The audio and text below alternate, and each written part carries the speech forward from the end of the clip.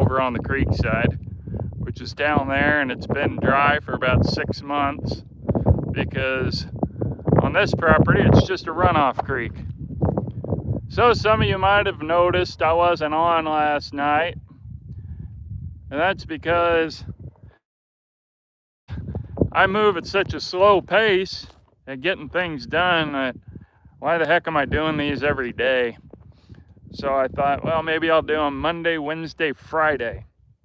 So if I got any new viewers, I've been living off grid for about 8 years, and I'm out in the deserts of eastern Washington. I try to live with as little power consumption as possible. However, you might have seen my solar panel, and I run a freezer with it.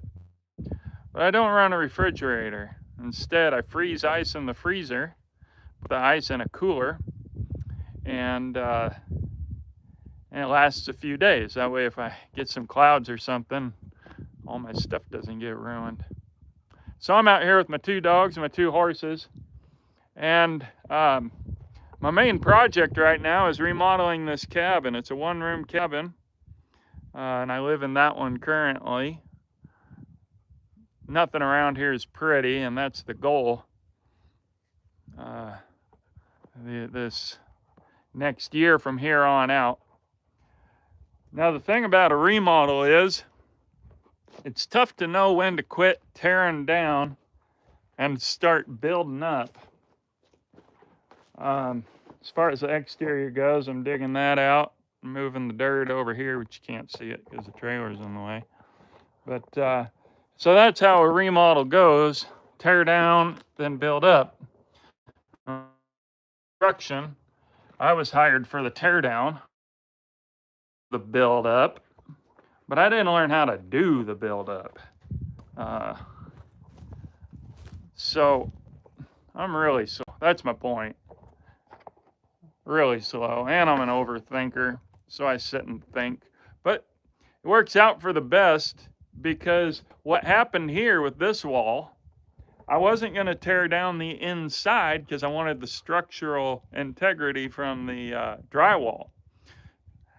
But the way I realized it was built, I know I could take this one wall apart and it wouldn't hurt anything, and I was right. But anyway, the reason is because now up here in the attic is just disgusting. When I'm on the ladder, I can't even stand the smell. Down in the cabin isn't so bad. But anyway, so I got this bacteria cleaner to clean it all up once it's exposed. But I gotta expose it. Now you see up here, there's a bunch of rat feces that I couldn't get to. And so I gotta drop the roof and get all that insulation and rat nest and rat feces out of there, or drop the ceiling is what I meant to say. So I got to drop the ceiling, and well, now that I look at it, I might have been wrong. I thought I needed the drywall removed so I'd be able to get at that stuff. I was thinking the drywall would block that, but now that I see it, it wouldn't. But anyway, with it all exposed, it's going to be easier anyway.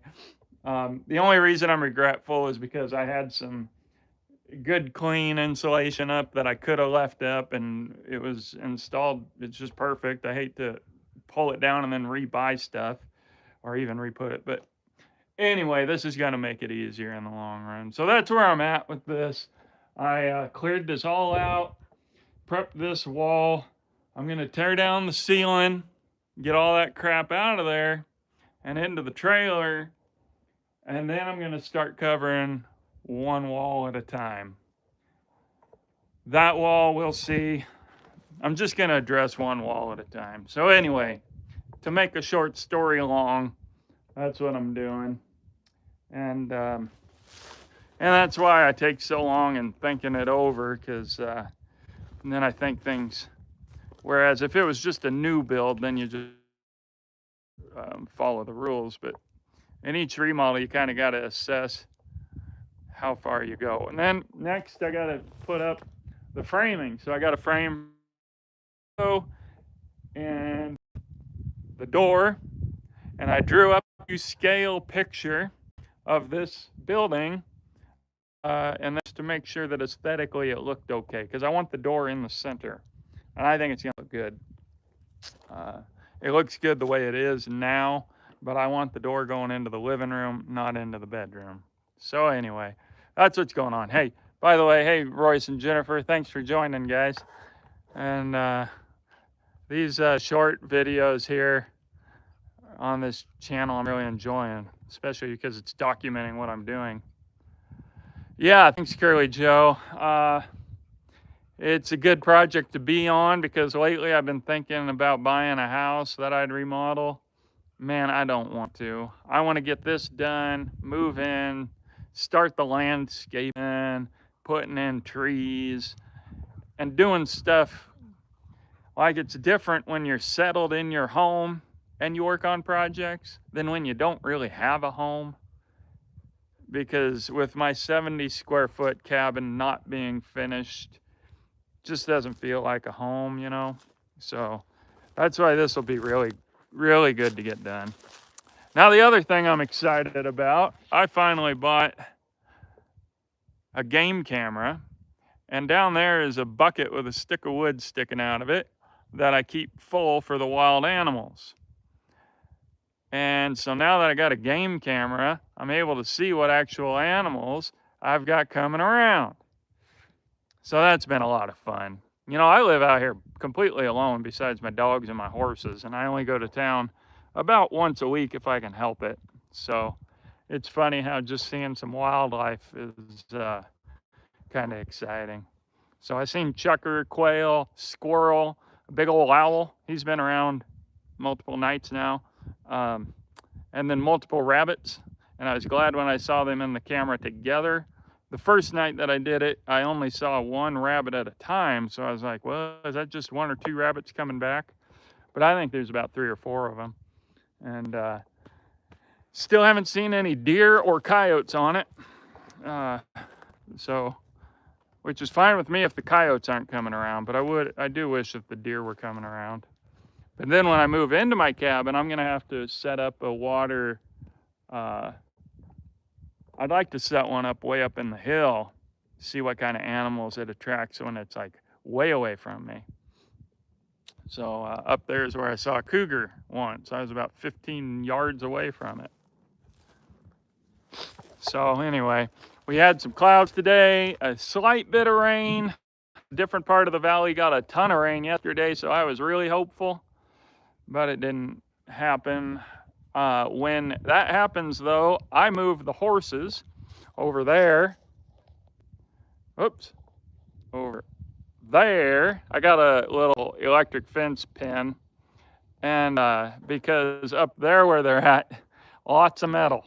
And on top of one of the containers is this pulley, so it's like an extra 3 feet. So I take them down here where it's lower and there's nothing to attract lightning, and hope they don't get zapped. And then I jumped in the truck with the dogs and drove down there. So I need to ground those containers. Yeah, the fireside chats will be fun to get going again, especially when I got my living room there and the wood stove. Yeah, the cabin's going to be set up like a home. I'm probably going to do it all historical, but believe it or not, it's not difficult to get historical chairs. I already have one chair from the 1880s.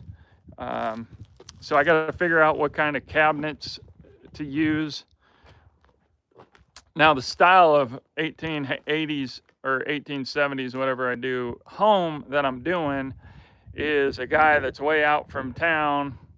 So he would have brought his materials out from a town that didn't have a train. So he would have got it from a local lumber mill, which there was one about 8 miles away.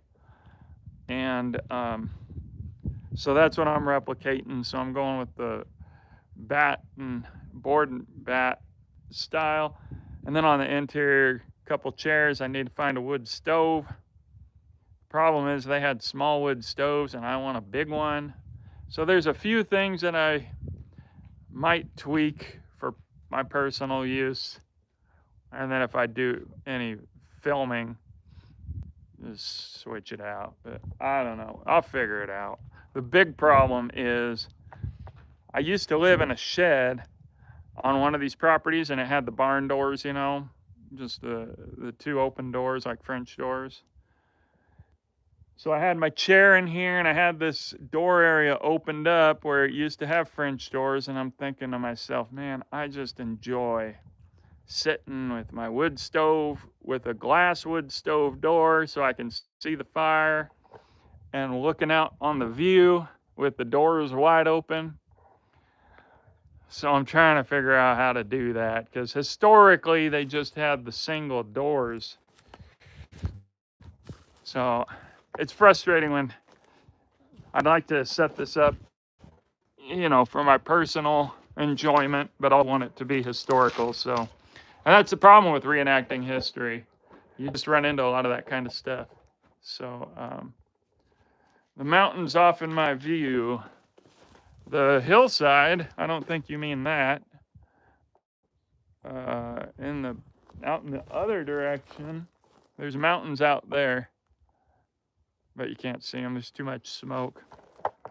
So anyway, I thought I'd get a lot done today, but I didn't. I think the smoke and the storm coming in, the air pressure took me down. So I went and studied some history, laid down, cooled off. Even though the weather was great, I could have worked all day. But there's my chair.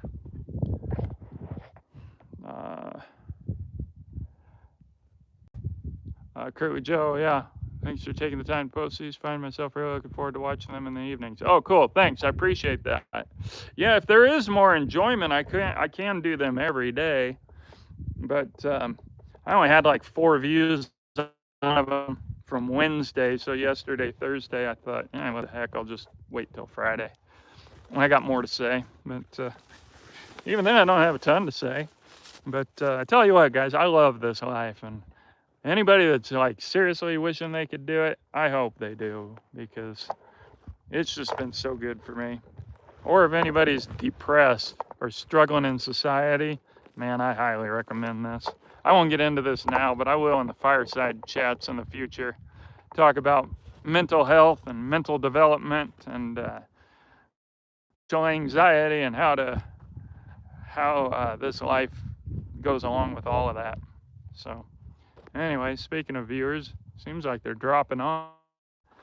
But anyway, guys, I'm really happy out here. The more cleared out I get this, the better I feel. And I walk up to my cabin and I'm pretty happy about it.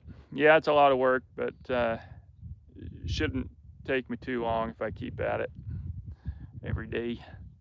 All right, folks, well, thanks for joining. And I'll see you on the wild side mañana. And then I take a break over the weekend from this and back on Monday. So I got some good movies and good history to discuss tomorrow on the wild side. So remember, have a great night. Friday night, it's a good night to enjoy the peace when I quit talking. Adios, folks.